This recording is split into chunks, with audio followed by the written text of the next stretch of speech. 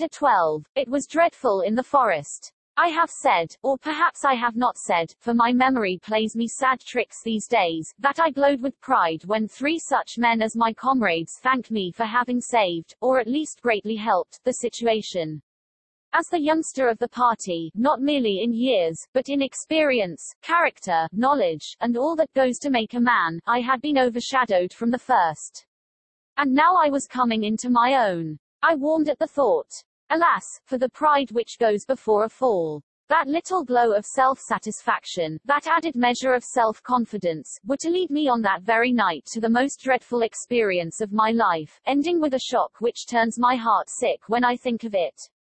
It came about in this way. I had been unduly excited by the adventure of the tree, and sleep seemed to be impossible.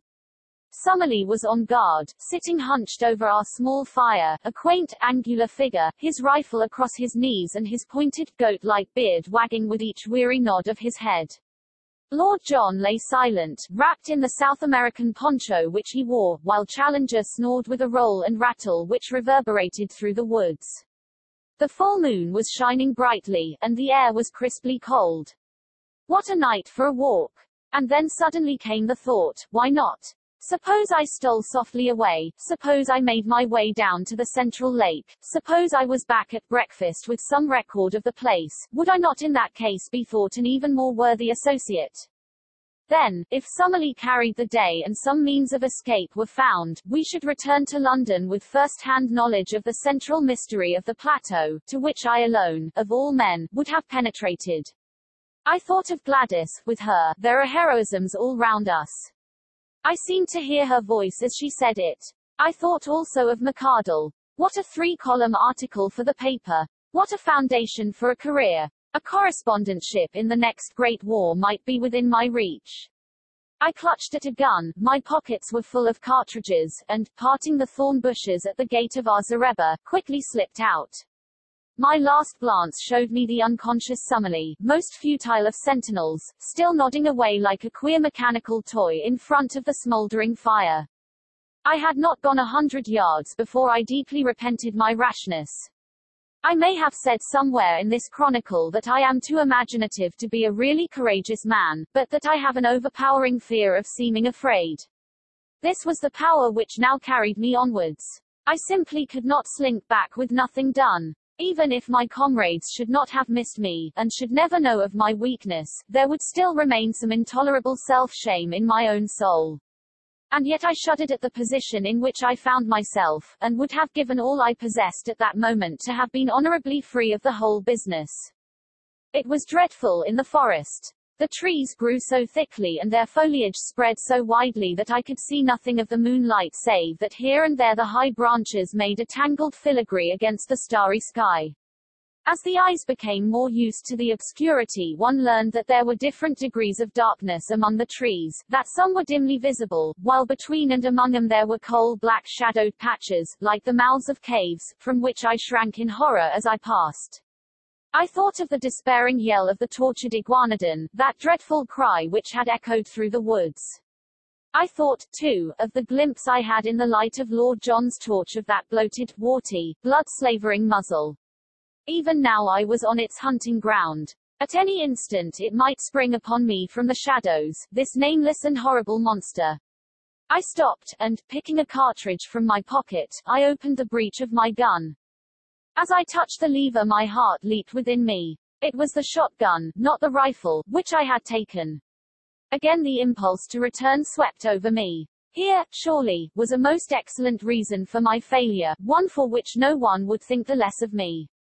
But again the foolish pride fought against that very word. I could not, must not, fail. After all, my rifle would probably have been as useless as a shotgun against such dangers as I might meet.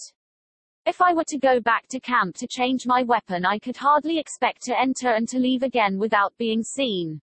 In that case there would be explanations, and my attempt would no longer be all my own. After a little hesitation, then, I screwed up my courage and continued upon my way, my useless gun under my arm. The darkness of the forest had been alarming, but even worse was the white, still flood of moonlight in the open glade of the iguanodons.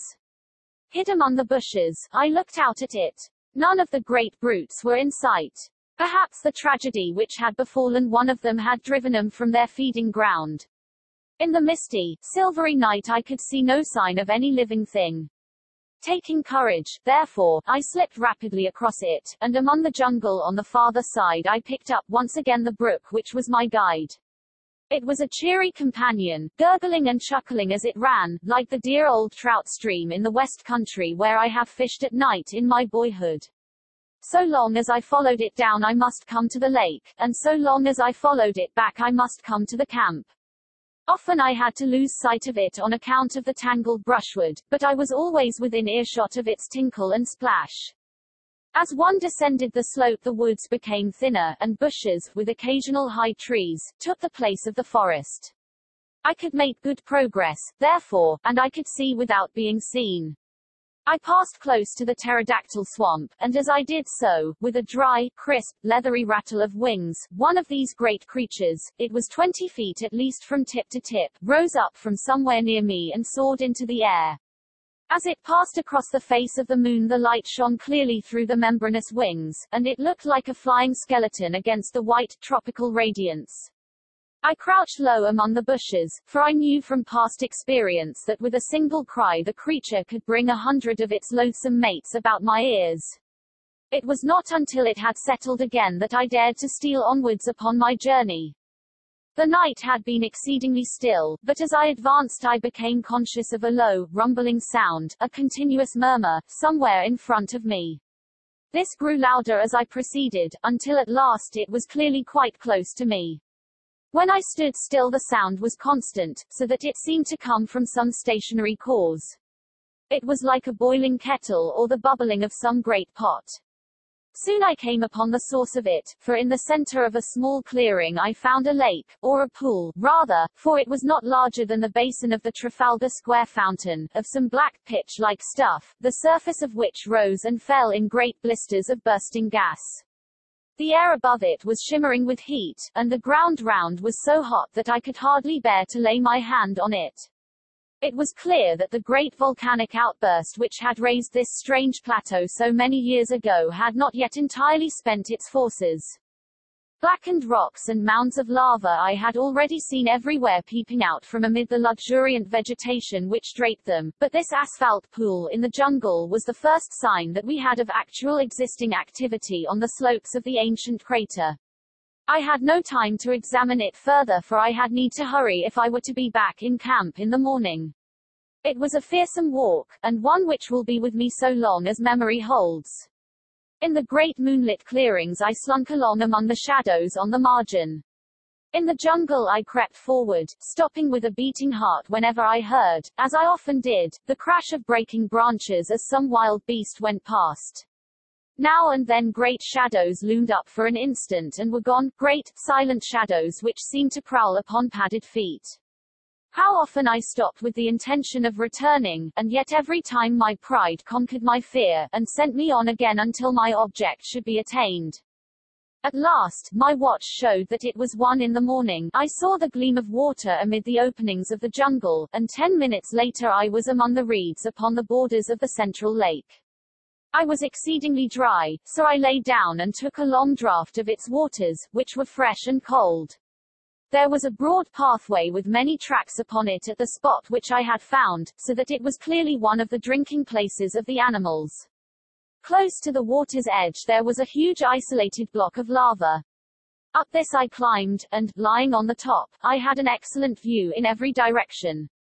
The first thing which I saw filled me with amazement. When I described the view from the summit of the great tree, I said that on the farther cliff I could see a number of dark spots, which appeared to be the mouths of caves. Now, as I looked up at the same cliffs, I saw discs of light in every direction, ruddy, clearly defined patches, like the portholes of a liner in the darkness. For a moment I thought it was the lava glow from some volcanic action, but this could not be so. Any volcanic action would surely be down in the hollow and not high among the rocks. What, then, was the alternative? It was wonderful, and yet it must surely be. These ruddy spots must be the reflection of fires within the caves, fires which could only be lit by the hand of man. There were human beings, then, upon the plateau. How gloriously my expedition was justified. Here was news indeed for us to bear back with us to London. For a long time I lay and watched these red, quivering blotches of light. I suppose they were 10 miles off from me, yet even at that distance one could observe how, from time to time, they twinkled or were obscured as someone passed before them. What would I not have given to be able to crawl up to them, to peep in, and to take back some word to my comrades as to the appearance and character of the race who lived in so strange a place? It was out of the question for the moment, and yet surely we could not leave the plateau until we had some definite knowledge upon the point. Lake Gladys, my own lake, lay like a sheet of quicksilver before me, with a reflected moon shining brightly in the center of it. It was shallow, for in many places I saw low sandbanks protruding above the water.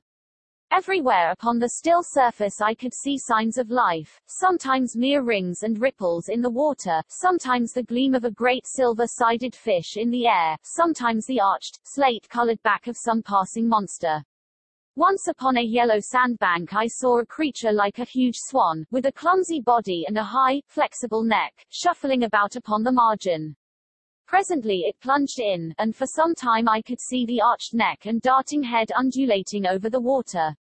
Then it dived, and I saw it no more. My attention was soon drawn away from these distant sights and brought back to what was going on at my very feet. Two creatures like large armadillos had come down to the drinking place, and were squatting at the edge of the water, their long, flexible tongues like red ribbons shooting in and out as they lapped. A huge deer, with branching horns, a magnificent creature which carried itself like a king, came down with its doe and 2 fawns and drank beside the armadillos. No such deer exist anywhere else upon earth, for the moose or elks which I have seen would hardly have reached its shoulders. Presently it gave a warning snort, and was off with its family among the reeds, while the armadillos also scuttled for shelter. A newcomer, a most monstrous animal, was coming down the path. For a moment I wondered where I could have seen that ungainly shape, that arched back with triangular fringes along it, that strange bird-like head held close to the ground. Then it came back, to me. It was the Stegosaurus, the very creature which Maple White had preserved in his sketchbook, and which had been the first object which arrested the attention of Challenger. There he was, perhaps the very specimen which the American artist had encountered. The ground shook beneath his tremendous weight, and his gulpings of water resounded through the still night. For 5 minutes he was so close to my rock that by stretching out my hand I could have touched the hideous waving hackles upon his back. Then he lumbered away and was lost among the boulders. Looking at my watch, I saw that it was 2:30, and high time, therefore, that I started upon my homeward journey. There was no difficulty about the direction in which I should return, for all along I had kept the little brook upon my left, and it opened into the central lake within a stone's throw of the boulder upon which I had been lying. I set off, therefore, in high spirits, for I felt that I had done good work and was bringing back a fine budget of news for my companions. Foremost of all, of course, were the sight of the fiery caves and the certainty that some troglodytic race inhabited them. But besides that I could speak from experience of the central lake. I could testify that it was full of strange creatures, and I had seen several land forms of primeval life which we had not before encountered.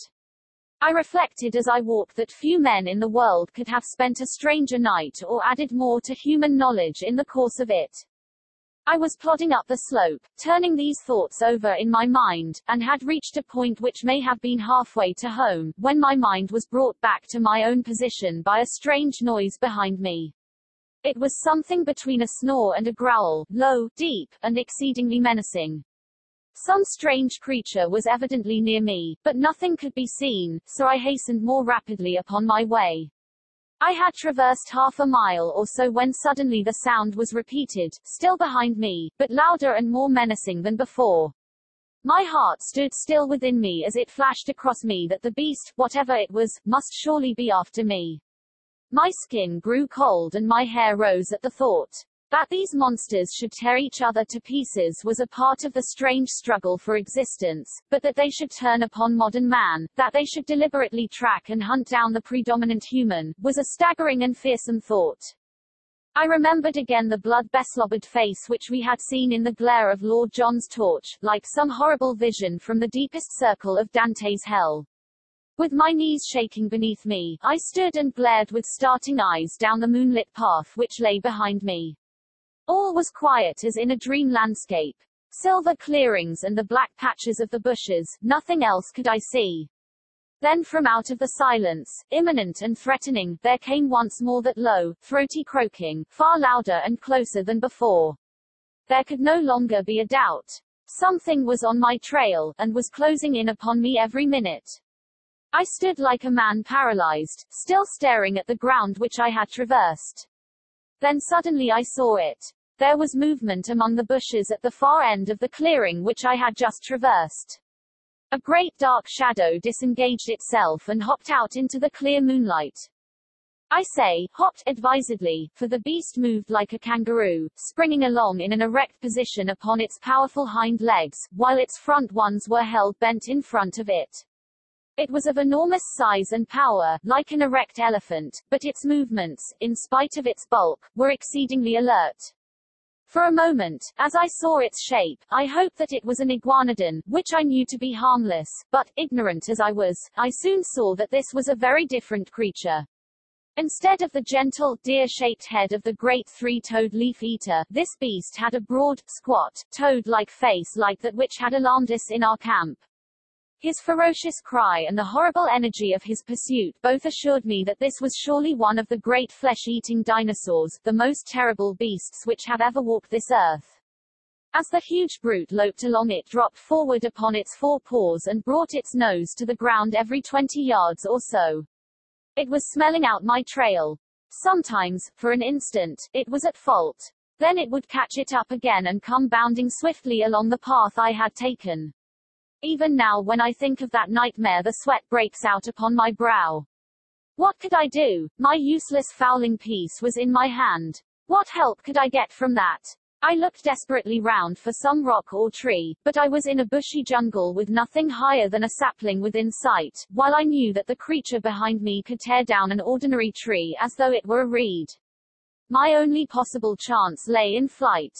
I could not move swiftly over the rough, broken ground, but as I looked round me in despair I saw a well-marked, hard-beaten path which ran across in front of me.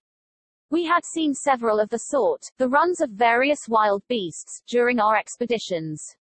Along this I could perhaps hold my own, for I was a fast runner, and in excellent condition. Flinging away my useless gun, I set myself to do such a half-mile as I have never done before or since. My limbs ached, my chest heaved, I felt that my throat would burst for want of air, and yet with that horror behind me I ran and I ran and ran. At last I paused, hardly able to move. For a moment I thought that I had thrown him off. The path lay still behind me. And then suddenly, with a crashing and a rending, a thudding of giant feet and a panting of monster lungs, the beast was upon me once more. He was at my very heels. I was lost. Madman that I was to linger so long before I fled. Up to then he had hunted by scent, and his movement was slow. But he had actually seen me as I started to run. From then onwards he had hunted by sight, for the path showed him where I had gone. Now, as he came round the curve, he was springing in great bounds. The moonlight shone upon his huge projecting eyes, the row of enormous teeth in his open mouth, and the gleaming fringe of claws upon his short, powerful forearms. With a scream of terror I turned and rushed wildly down the path. Behind me the thick, gasping breathing of the creature sounded louder and louder. His heavy footfall was beside me. Every instant I expected to feel his grip upon my back. And then suddenly there came a crash, I was falling through space, and everything beyond was darkness and rest. As I emerged from my unconsciousness, which could not, I think, have lasted more than a few minutes, I was aware of a most dreadful and penetrating smell. Putting out my hand in the darkness I came upon something which felt like a huge lump of meat, while my other hand closed upon a large bone. Up above me there was a circle of starlit sky, which showed me that I was lying at the bottom of a deep pit. Slowly I staggered to my feet and felt myself all over. I was stiff and sore from head to foot, but there was no limb which would not move, no joint which would not bend. As the circumstances of my fall came back into my confused brain, I looked up in terror, expecting to see that dreadful head silhouetted against the paling sky. There was no sign of the monster, however, nor could I hear any sound from above. I began to walk slowly round, therefore, feeling in every direction to find out what this strange place could be into which I had been so opportunely precipitated. It was, as I have said, a pit, with sharply sloping walls and a level bottom about 20 feet across. This bottom was littered with great gobbets of flesh, most of which was in the last state of putridity. The atmosphere was poisonous and horrible. After tripping and stumbling over these lumps of decay, I came suddenly against something hard, and I found that an upright post was firmly fixed in the center of the hollow. It was so high that I could not reach the top of it with my hand, and it appeared to be covered with grease. Suddenly I remembered that I had a tin box of wax vestas in my pocket. Striking one of them, I was able at last to form some opinion of this place into which I had fallen. There could be no question as to its nature. It was a trap, made by the hand of man. The post in the center, some 9 feet long, was sharpened at the upper end, and was black with the stale blood of the creatures who had been impaled upon it. The remains scattered about were fragments of the victims, which had been cut away in order to clear the stake for the next who might blunder in. I remembered that Challenger had declared that man could not exist upon the plateau, since with his feeble weapons he could not hold his own against the monsters who roamed over it. But now it was clear enough how it could be done. In their narrow-mouthed caves the natives, whoever they might be, had refuges into which the huge saurians could not penetrate, while with the developed brains they were capable of setting such traps, covered with branches, across the paths which marked the run of the animals as would destroy them in spite of all their strength and activity. Man was always the master. The sloping wall of the pit was not difficult for an active man to climb, but I hesitated long before I trusted myself within reach of the dreadful creature which had so nearly destroyed me. How did I know that he was not lurking in the nearest clump of bushes, waiting for my reappearance? I took heart, however, as I recalled a conversation between Challenger and Summerlee upon the habits of the great saurians, equals. In their narrow-mouthed caves the natives, whoever they might be, had refuges into which the huge saurians could not penetrate, while with the developed brains they were capable of setting such traps, covered with branches, across the paths which marked the run of the animals as would destroy them in spite of all their strength and activity. Man was always the master. The sloping wall of the pit was not difficult for an active man to climb, but I hesitated long before I trusted myself within reach of the dreadful creature which had so nearly destroyed me. How did I know that he was not lurking in the nearest clump of bushes, waiting for my reappearance? I took heart, however, as I recalled a conversation between Challenger and Summerlee upon the habits of the great saurians. Both were agreed that the monsters were practically brainless, that there was no room for reason in their tiny cranial cavities, and that if they have disappeared from the rest of the world it was assuredly on account of their own stupidity, which made it impossible for them to adapt themselves to changing conditions. To lie in wait for me now would mean that the creature had appreciated what had happened to me, and this in turn would argue some power connecting cause and effect. Surely it was more likely that a brainless creature, acting solely by vague predatory instinct, would give up the chase when I disappeared, and, after a pause of astonishment, would wander away in search of some other prey. I clambered to the edge of the pit and looked over. The stars were fading, the sky was whitening, and the cold wind of morning blew pleasantly upon my face. I could see or hear nothing of my enemy. Slowly I climbed out and sat for a while upon the ground, ready to spring back into my refuge if any danger should appear. Then, reassured by the absolute stillness and by the growing light, I took my courage in both hands and stole back along the path which I had come. Some distance down it I picked up my gun, and shortly afterwards struck the brook which was my guide. So, with many a frightened backward glance, I made for home. And suddenly there came something to remind me of my absent companions. In the clear, still morning air there sounded far away the sharp, hard note of a single rifle shot. I paused and listened, but there was nothing more. For a moment I was shocked at the thought that some sudden danger might have befallen them. But then a simpler and more natural explanation came to my mind. It was now broad daylight. No doubt my absence had been noticed. They had imagined that I was lost in the woods, and had fired this shot to guide me home. It is true that we had made a strict resolution against firing, but if it seemed to them that I might be in danger they would not hesitate. It was for me now to hurry on as fast as possible, and so to reassure them. I was weary and spent, so my progress was not so fast as I wished, but at last I came into regions which I knew. There was the swamp of the pterodactyls upon my left, there in front of me was the glade of the iguanodons. Now I was in the last belt of trees which separated me from Fort Challenger. I raised my voice in a cheery shout to allay their fears.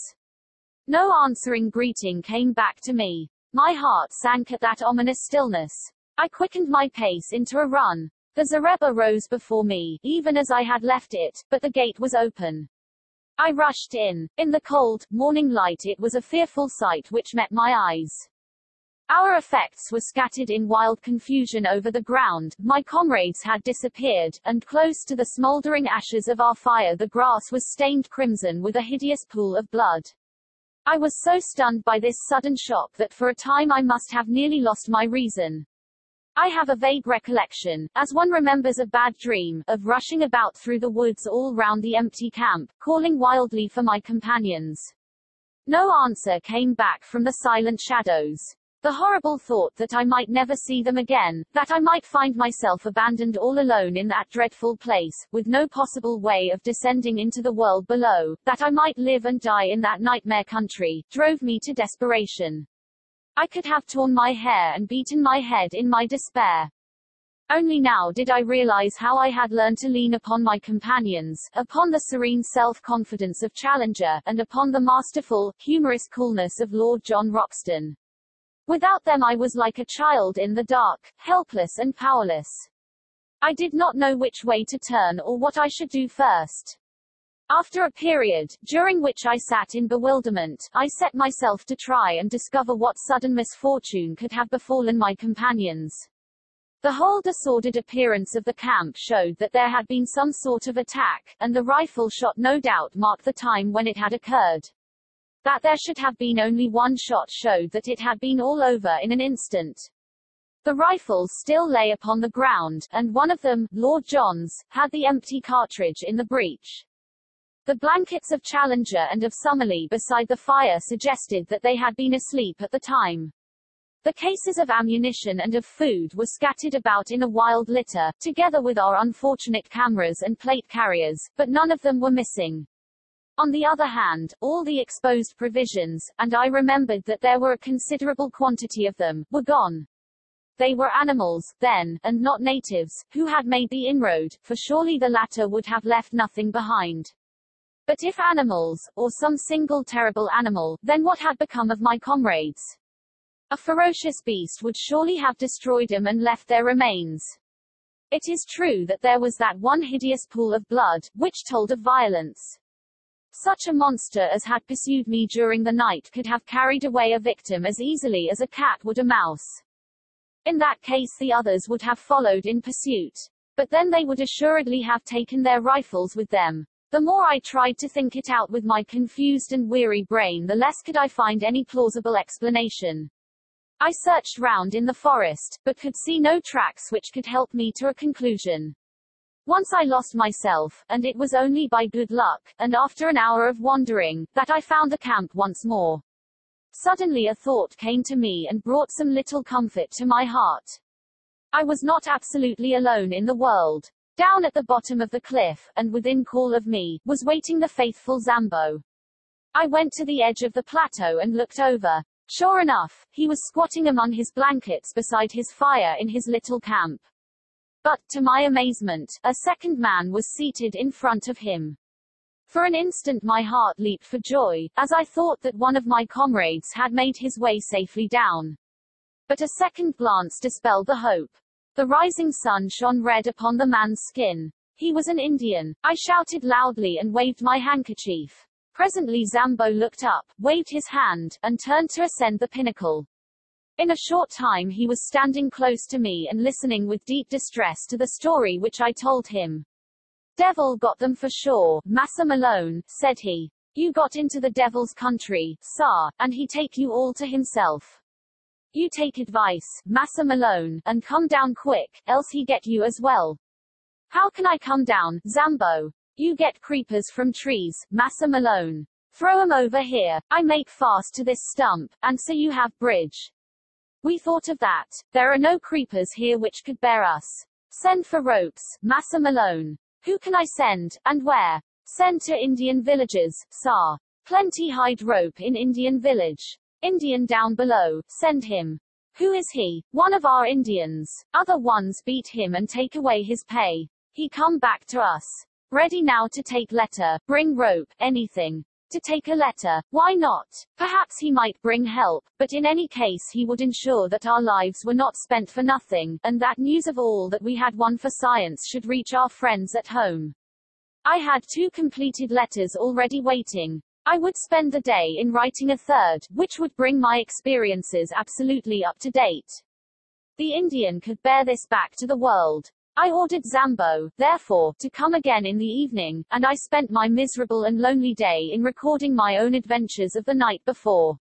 I also drew up a note, to be given to any white merchant or captain of a steamboat whom the Indian could find, imploring them to see that ropes were sent to us, since our lives must depend upon it. These documents I threw to Zambo in the evening, and also my purse, which contained 3 English sovereigns. These were to be given to the Indian, and he was promised twice as much if he returned with the ropes. So now you will understand, my dear Mr. McArdle, how this communication reaches you, and you will also know the truth, in case you never hear again from your unfortunate correspondent. Tonight I am too weary and too depressed to make my plans. Tomorrow I must think out some way by which I shall keep in touch with this camp, and yet search round for any traces of my unhappy friends.